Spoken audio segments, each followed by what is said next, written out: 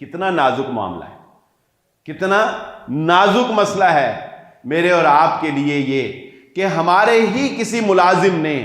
اگر ہمارا نقصان کم کیا ہوا، نافرمانی کم کی ہوئی، اور ہم نے گالیوں کی بوچھار اس کے اوپر زیادہ کی ہوئی، ہم نے اس کو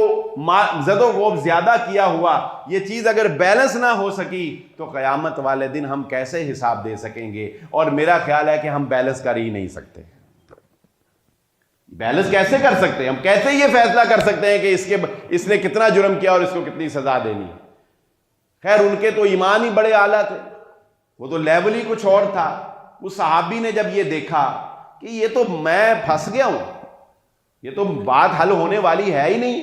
وہ مجھے ستاتے رہیں گے، میں آگے سے جواب دہی کرتا رہوں گا، میں تو پھنسا رہوں گا، انہوں نے اسی وقت کہا اللہ کے نبی صلی اللہ علیہ وسلم آپ گواہ ہو جائیں، میں نے ان غلاموں کو آج سے آزاد کیا، جان چھوٹے، میں ان کی خاطر اپنی آخرت اور اپنی عاقبت جو ہے وہ کیوں خراب کر رہا ہوں؟ تو کوشش بہرحال انسان کو زندگی میں یہ کرنی چاہیے کہ ایسے افراد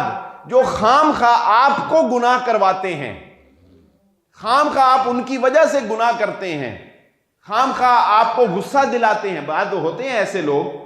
بعض ملازمین ایسے ہوتے ہیں کہ وہ کام ہی ایسا ان کا یہ ہوتا ہے کہ آپ کو وہ غصہ دلاتے ہیں، بعض آپ کے گرد و نواح میں دوست احباب ایسے ہوتے ہیں، تو ایسے لوگوں سے